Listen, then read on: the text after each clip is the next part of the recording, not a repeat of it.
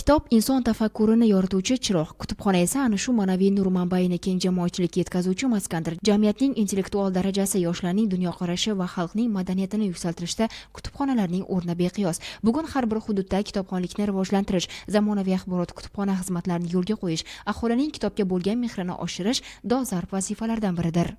Shu maqsadda bugun hokimlik soatida berilgan topshiriq ijrosi doirasida viloyat rahbari Erkinjon Turdimov Alisher Navoiy nomidagi Sirdaryo viloyati axborot kutubxona markazi faoliyatini yaxshilash, viloyatda kitobxonlar safini kengaytirish masalalariga bag'ishlangan taqdimot bilan tanishdi. Dastlab viloyat rahbari axborot kutubxona markazida olib borilayotgan ta'mirlash, tiklash ishlari bilan tanishib, kitobxonlarga qulay sharoit yaratish, binoni zamonaviy talablar asosida jihozlash, yoshlar uchun innovatsion o'quv zonalari tashkil etish bo'yicha o'z takliflarini bildirdi. Taqdimot jarayonida viloyatdagi kutubxonalar faoliyatida bir qator muammolar mavjudligi qayd etildi. Jumladan tuman shahar axborot kutubxona markazlarining to'laqonli faoliyat yuritmayotgani, ayrim binolarning yaroqsiz holga kelgani, isitish va sovutish tizimlaridagi kamchiliklar, shuningdek zallarda yorug'lik yetishmasligi kabi masalalar muhokama qilindi. Viloyat rahbari bu borada mas'ullar tomonidan yetarli tashabbus va amaliy takliflar ilgari surilmayotganini tanqid qilib, taqdimot va tayyorgarlik darajasini qoniqarsiz deb baholadi. Yakunda viloyatdagi kutubxonalar faoliyatini yaxshilash,